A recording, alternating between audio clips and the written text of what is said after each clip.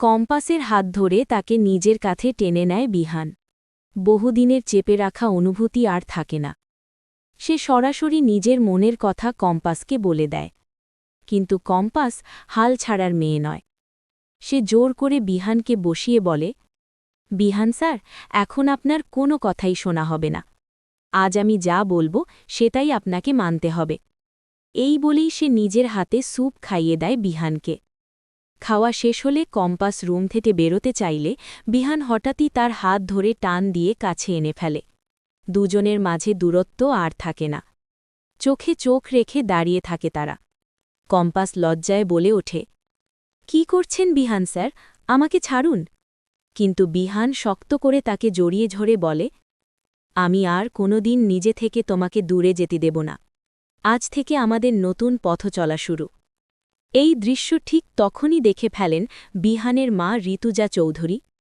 মুখে হাসি, চোখে তৃপ্তি।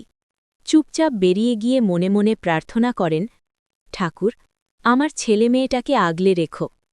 কোর্টে বিচারক জর্জ সাহেব বিহানকে জিজ্ঞেস করছেন, আপনি ঠিক কি দেখেছিলেন, সব খুলে বলুন। বিহান একে একে সত্য প্রকাশ করে।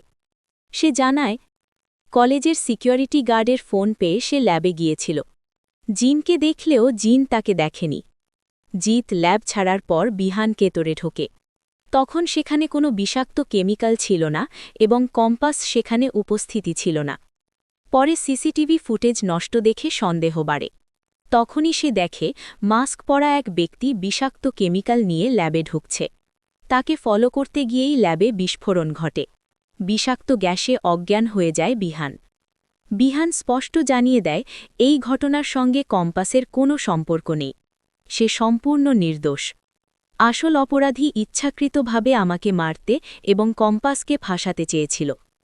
জর্জ সাহেব সঙ্গে সঙ্গে নতুন করে তদন্তের নির্দেশ দেন। কম্পাসকে মুক্তি দেওয়া হয়। এই রায় শুনে মুক্তি, অখিলেশ আর অভিজ্ঞান দত্ত আতঙ্কে পড়ে যায়। কম্পাস দৌড়ে গিয়ে বিহানকে জড়িয়ে ধরে কাঁদতে কাঁদতে বলে, আপনাকে সুস্থ দেখে আমার সব ভয় কেটে গেছে। আজ আপনি ভালো আছেন, এটাই আমার সবচেয়ে বড় প্রাপ্তি। বিহান কোনো কথা না বলে তাকে শক্ত করে ধরে রাখে। বাড়িতে শুরু নতুন যুদ্ধ। বাড়িতে ফিরে আনন্দের মাঝেই শুরু হয় আরেক ঝড়। অখিলেশ সরাসরি ঋতুজাকে জানিয়ে দেয় সে ডিভোর্স চায় এবং মুক্তিকে বিয়ে করে এই বাড়িতে আনতে চায়। কিন্তু ঋতুজা ভেঙে পড়েন না। শান্ত কিন্তু দৃঢ় কণ্ঠে বলেন, এই বাড়ি আমার নামে, আমি কোথাও যাচ্ছি না। তুমি চাইলে ডিভোর্স দাও, বিয়ে করো, কিন্তু আমি আমার সন্তানদের নিয়ে এখানেই থাকব। সব কথা শুনে ফেলে বিহান। সে বিস্ফোরিত হয়ে ওঠে। অখিলেশকে মুখের ওপর বলে দেয়, আজ তোমাকে বাবা বলতে আমার লজ্জা হচ্ছে। তুমি আমার মায়ের জায়গা কাউকে দিতে পারবে না। বিহান স্পষ্ট জানায়, মুক্তিকে এই পরিবার কখনো গ্রহণ করবে না। সে আর তার ভাই বোনেরা মায়ের সঙ্গেই থাকবে। ঋতুজাও শেষ কথা জানিয়ে দেয়, আজ থেকে যুদ্ধ শুরু। আমি অন্যায় সহ্য করব না। তোমার শাস্তি আমি নিশ্চিত করব। অন্যদিকে নতুন চক্রান্ত। এই সব ঘটনার মাঝেই মুক্তি গোপনে অভিজ্ঞান দত্তের তার বাড়িতে যায়। অভিজ্ঞান দত্ত রহস্যময় কণ্ঠে বলে ওঠে, মুক্তি, আমি তোমাকে ডেকেছি একটা নতুন প্ল্যানের জন্য। তো বন্ধুরা, কি মনে হয় তোমাদের? মুক্তি আর অভিজ্ঞান দত্তের নতুন চক্রান্তর হাত থেকে কি বাঁচতে পারবে কম্পাস ও বিহান?